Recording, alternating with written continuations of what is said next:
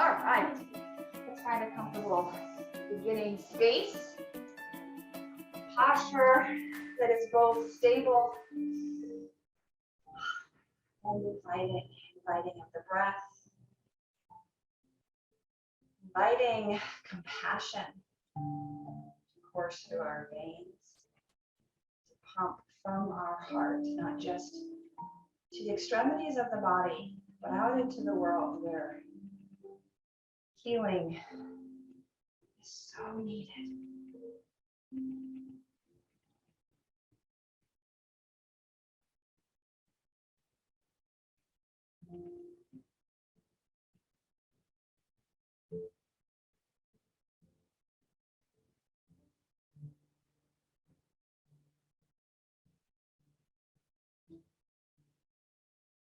As we come together for this practice, this breathe, move, rest practice, it's not just a short sequence of shapes and intentions of postures, but it's really an invitation to come back to our own alignment here in the middle of the day, or whenever it is that you might partake of this offering.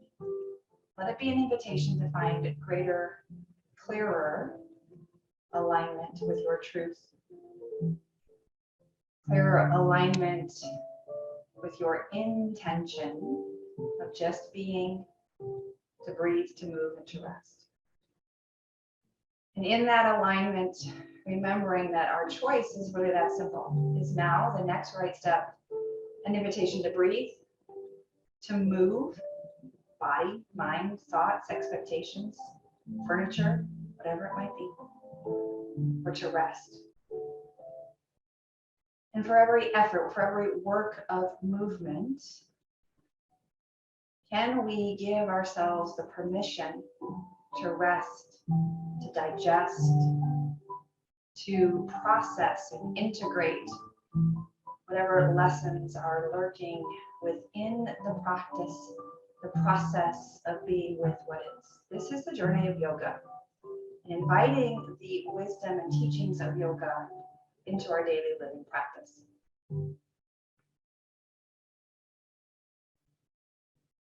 So if the body has settled and the breath is steady, start to build a dirga, or a three-part breath, to expand the diaphragm into the lower abdominals, letting the belly pop out. Then shifting that energy into the ribs, let the ribs flare wide a bit. And lastly, capping off the top of that breath, the lower body might shift, but let the chest lift just a little bit. And then as we exhale, again, the chest, the ribs, and the belly. And the belly opens, ribs flare, chest rises, chest deflates, ribs draw in, belly pulls back and up. Take a few rounds of this dirga, three-part breath. And notice how soothing it can be to have this pattern, this repetition, and a singular focus of the mind to progress through this pattern. And if at any point the detail of this work causes agitation, aggravation, anxiety, then let it go and come back to an easeful breath in and out.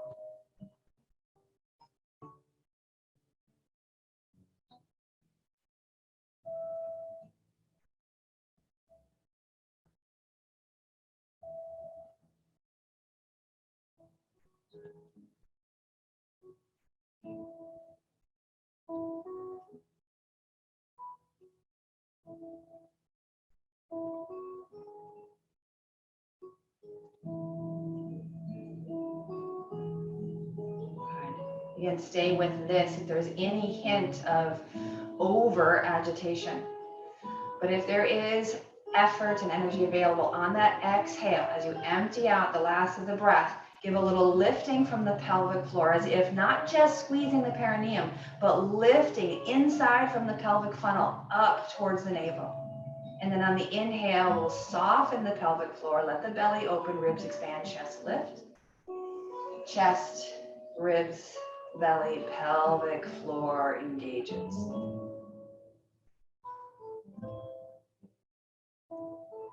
Be be surprised if your buttocks or your inner thighs start to help this lift. Right? These are the tertiary muscles of what we call the abdominal core. So they might try to assist the deeper muscles that are a little more difficult to see, to feel the effect of their squeeze. So go inside. Your mind's eye travel the distance between the front of the pelvic bones and the back, between the sits bones, from where the body touches your seat onto the floor or props, and up the spine. Take 3 more of these pelvic engagements in this Durga breath.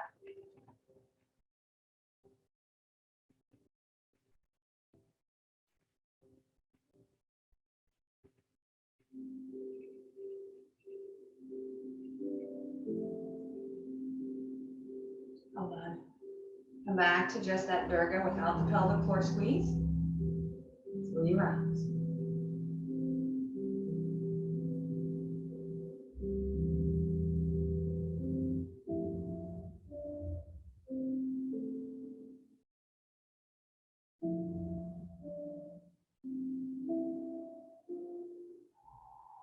Release the pattern of the Durga and just follow the inhale and the exhale.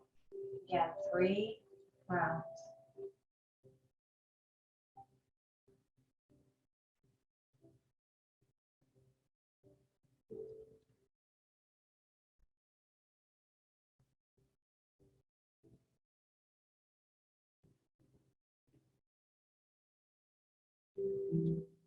Next, we're going to exhale out the mouth for 3 rounds. Inside or moan or hum.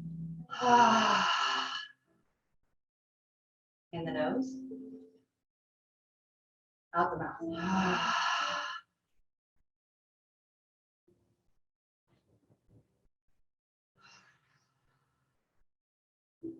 Steady breathing.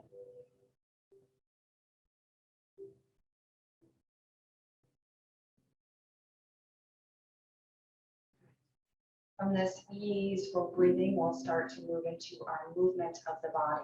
Know that there may still be movement in your energy and your mind stuff. Be with what shows up and let it pass on through. So starting with the head, start to circle the nose. Start small. Notice how the head movement connects across the chest, the neck, the back of the shoulder blades. Any place it feels sharp, back off. Just lubricating the cervical spine, the spine of the neck. The muscles on either side, and front and back, chest and upper shoulders. And if the rhythm of the body's movement has steadied, come back and notice what's happened to your breath. Sometimes as we layer on these tasks, we fail to maintain the breathing. Particularly if the task is more complicated. Release and come back to neutral. Let the echo of that movement, a little bit like the lingering as if there's still movement, dissipate and fall away. And then reverse the circling of the head. And it might be different. This side might have a little bit of a flat tire in one corner. Might have a corner in your circle. Notice and observe without judgment. We call this the witness. As we breathe, relax and feel into our shape and the movements that we're bringing into our joints. And we just witness what is. Trust the process of lubrication to help free up the joints, burn off the fusion of fascia that grows quickly whenever we are sedentary, still. The head come to steady once again. When that movement of the neck has dissipated, come into the shoulders with a squeeze up towards the ears. Sigh it out, release it out, and let the elbows fall. And repeat. Up. And go as quick as your shoulders and your breath will allow.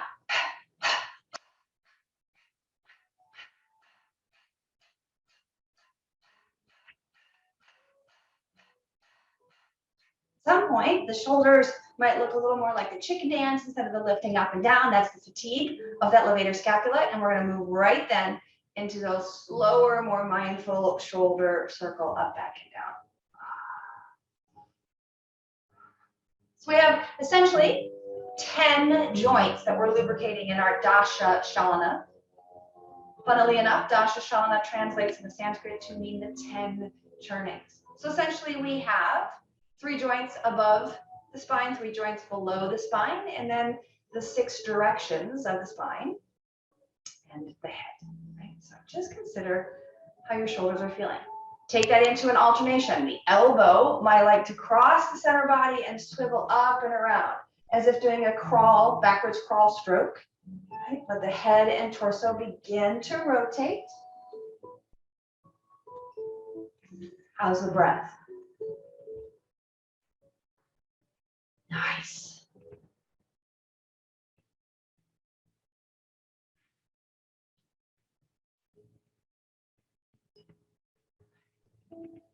Two more rounds.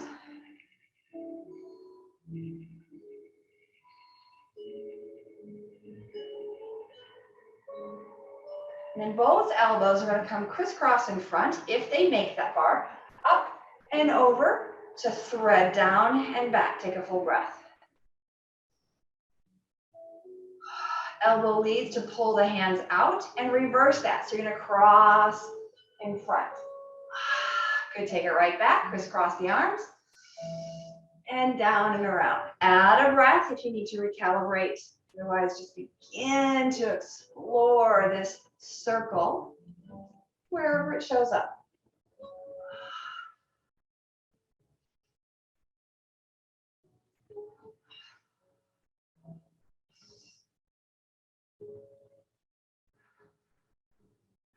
Last round, I'm coming across the front, then I'm coming across the back. Sun breath up, both arms reach wide and high. Right hand finds the left wrist. Mirror me if I've got the opposite from you, that's fine. And tilt to the side. Good, up. Support that reach and tilt the other way. Adding on a bit more support and a bit more of a movement, bring the top arm down. Plant it onto a block or the floor and sway from side to side, moving into the lateral flexion of the spine. So that shoulder shrug and slight twist was the spiraling right and left. Now I've got the lateral flexion, right and left. And the last 2 directions of the spine will be flexion and extension, otherwise known as cat and cow. Right? Let the body move at the pace of the breath, as if the breath itself was your tempo keeper. It's an indicator of whether or not your effort is available, the energy is available for the level of movement that your body is engaging. Good. Last round, each side, evening it out as you need to. And then give yourself a hug. One arm on top, one arm below. Just give yourself a hug and squeeze. And release. Now here's your chance. As you squeeze, say something kind to yourself. And release to open up. And one more time. Squeeze. Release and spread the arms out wide. We're going to cross the arms, the opposite arm on top. Again, squeeze. And release. Say something kind. Last one. Good. All right, crisscross one arm on top and then turn the thumbs down to interlace the fingers. Now your arms may not move as much as mine, that's okay, it's not a competition. Just swivel it up and through and back and down. So we're twisting through the forearms, lubricating the elbows, opening and closing the chest a little bit, even starting to pull a little bit, mostly in the arm that's on top. So just notice.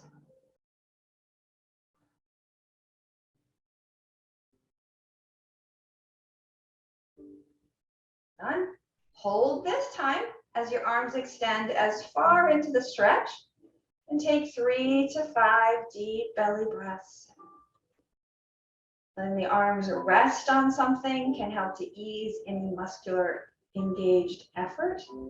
And let gravity do the work of stretching through this tightly, highly trafficked area of the forearms down to the fingers.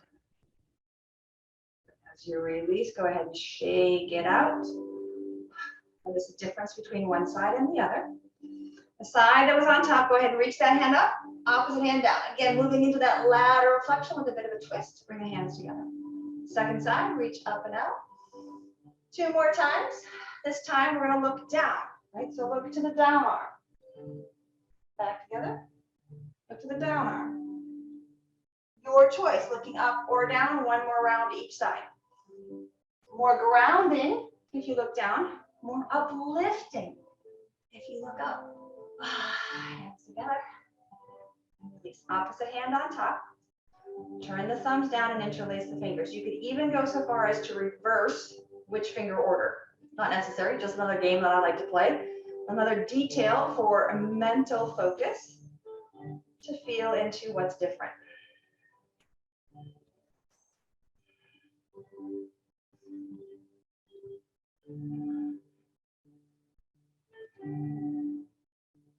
This time, I'm going to pause, take a few breaths.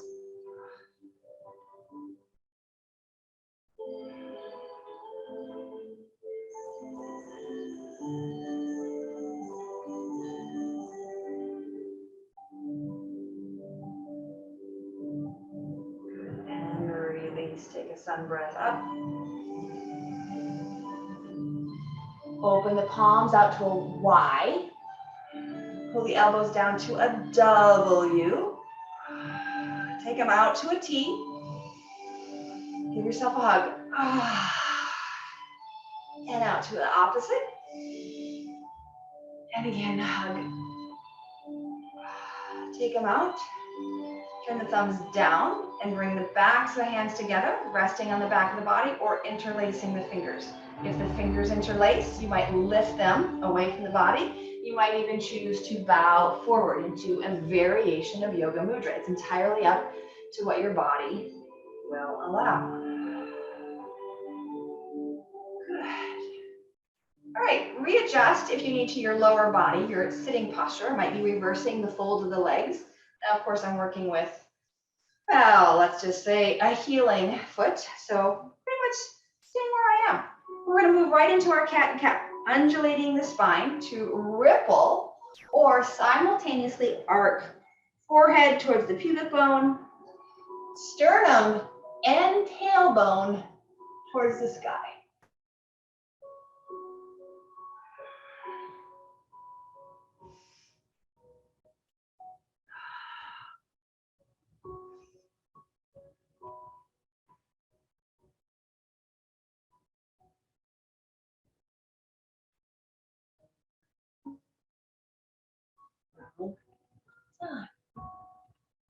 All right, let's untangle the legs if you are ready.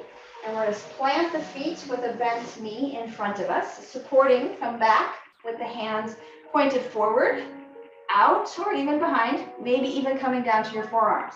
And just allow the feet to find a width, meaning a distance between them, in which you can comfortably sway the knees. We're lubricating into this outer hip joint, but there might also be some side-to-side lubrication of that ankle, right? This is enough. Stay here. If you have a little more strength or energy, you can take a circle with that top knee and take it all the way over, getting a little more rotation, a little more lubrication. But there's also a little more weight bearing, which means a little more work into that hip joint.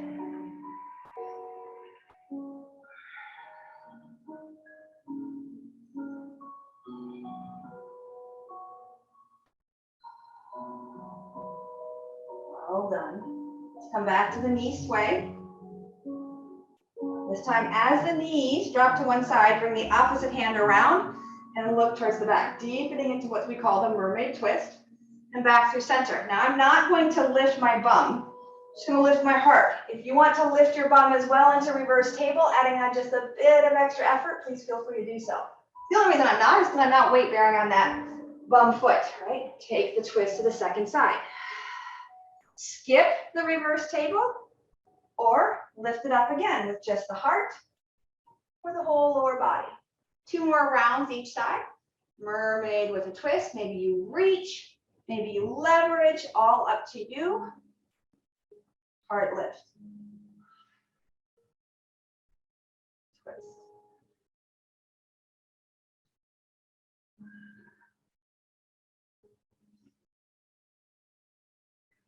Last round.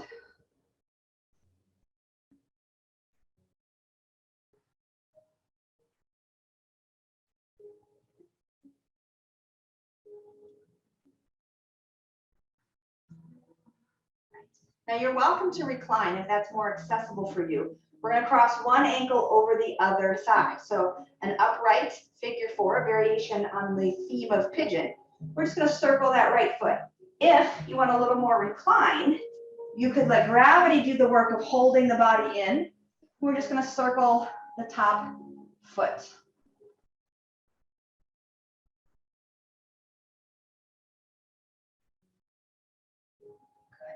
And after 8 or so, maybe 10 circles, pause and reverse the rolling of the foot.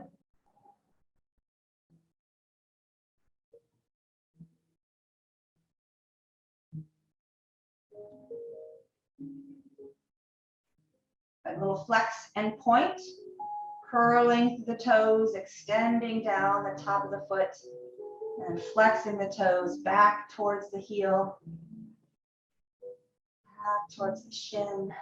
Nice. Good. All right, so this leg now is going to fall open. If you are sitting up, it's more in a Baddha Konasana or butterfly pose. If you're on your back, it's a half baby pose. Happy baby pose, let that leg fall open. Now, the other leg could extend out long if you're on your back. Then I say opening up to that hip flexor in the front of the hip. Take 3 to 5 breaths. Again, if you're upright, it looks something more like half butterfly, and you could even reverse that into a bow forward. If you want more hamstring versus hip flexors, there's benefit to both. So always listen to how your breath responds to the shape, both as you enter and as you sustain, and then recalibrate as you release that shape, setting that foot down, bring the other foot up. Now, I can't roll my foot, so the practice for me right now is a lot about visualization for anything lower on this left side from the knee down. So I'm visualizing my ankle circling. And maybe even if you have some movement in your foot, you visualize a smoother, fuller, more supple flow. And again, after 8 or 10 circles in one direction, pause and reverse the direction. Our energy goes to where our attention is focused.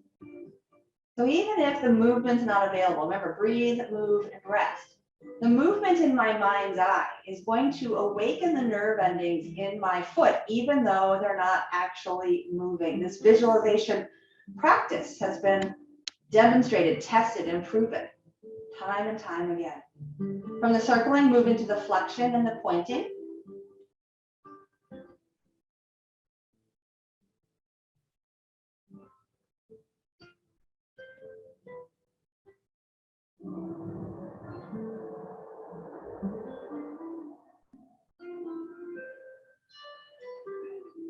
When that is complete, go ahead and bring the knee towards the shoulder. Now it might not bend as much towards the body. That's okay. Just looking to find some stretch through the groin into the back of the hamstring, and then option to extend the other leg long and forward. Happy baby, or half happy baby. If you're upright, it's a little more like half Janu Shirshasana.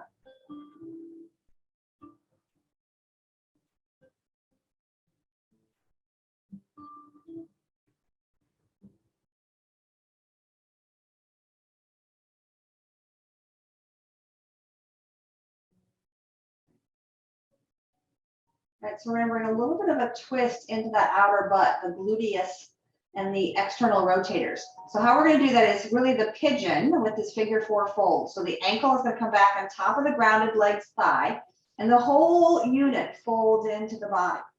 Now you could sway a bit, kind of rocking the hips from right to left. If that feels good. Or you could just come into a bit of a steadiness.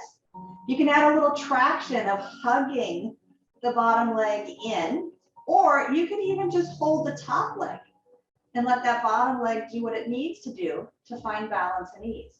Our intention, our focus is on the rotation and flexion of the outer butt cheek of the top folded leg.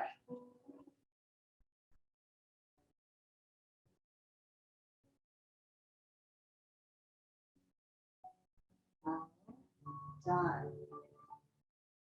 Releasing. We're going to repeat that same shape for the second side and then proceed into our final twist and our Savasana. So figure 4 pigeon variation. If you are still upright, I'd encourage you to try this one reclined to let gravity do more of that work.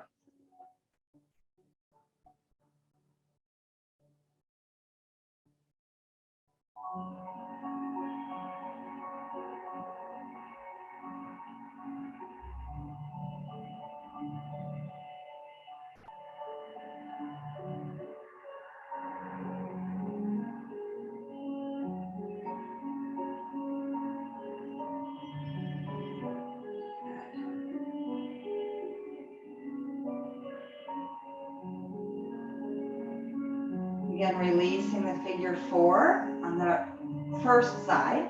We're moving now to the twist. So that top leg stays bent and just rolls over, shifting the hips as you need to. And if the knee touches down to the floor, that's great. Congratulations. You can then open across the chest and let that same arm as the leg that's on top open up and out. You could either stay there or even reach around to find the fold of the bottom leg to hold hand and foot. Or you could box the knees or rest that top knee on a pillow if it doesn't reach the floor. Most important thing here is to let the body melt heavily and come back to a steady, even breath.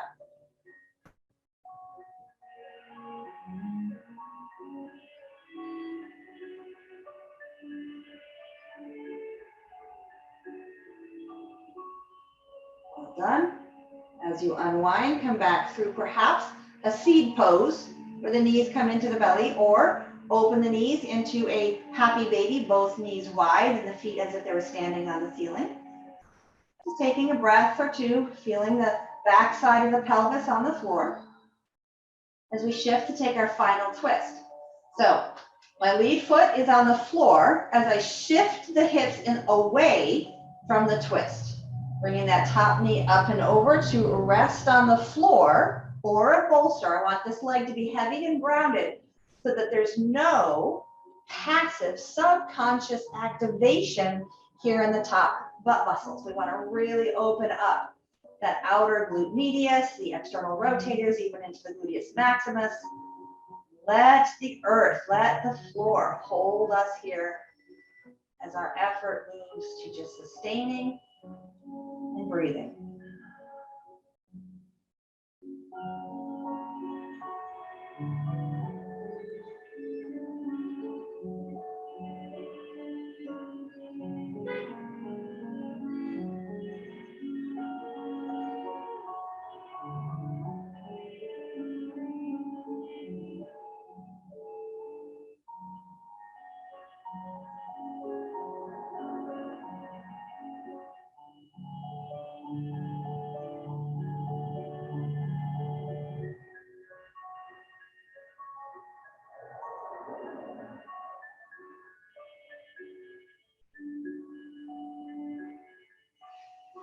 And unwinding as you are ready.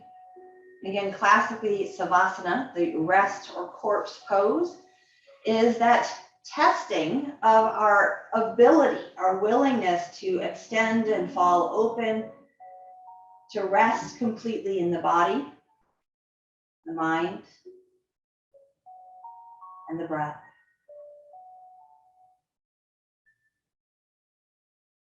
Savasana is our digestion practice, the work, whether it was mental work, physical work, emotional work, whatever it might be, and carving out this time and this permission to let go To be in this moment exclusively, not trying to fix what the past has offered or presented, and not trying to prepare or even fix what is yet to be.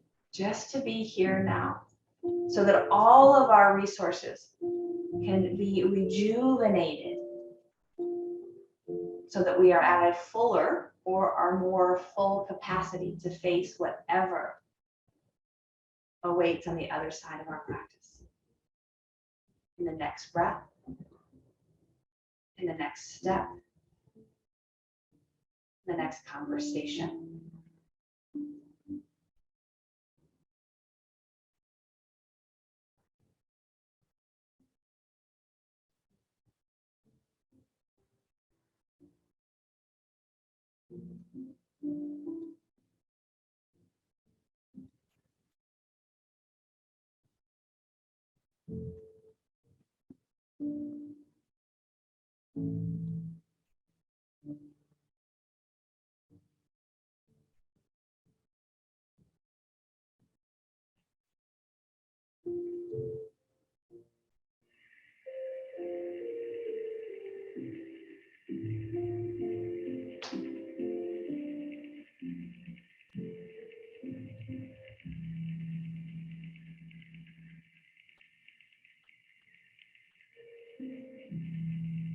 If your schedule allows, please linger here in this receptive rest as long as you need, as long as you are comfortable.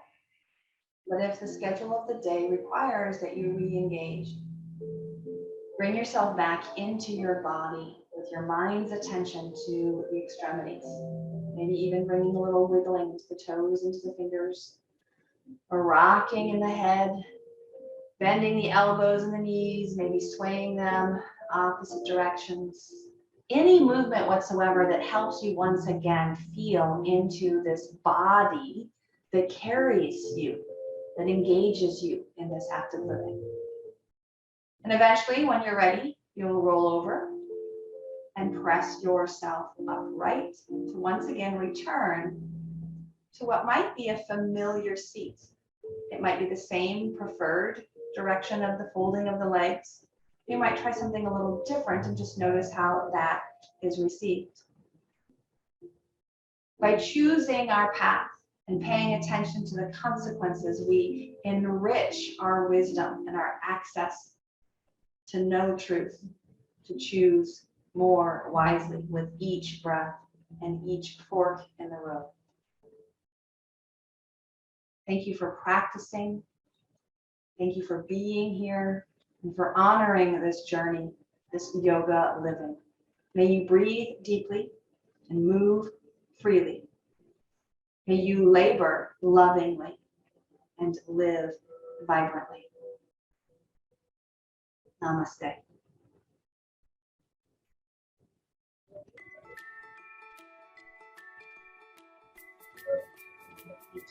Have a great day, and I'll see you next time.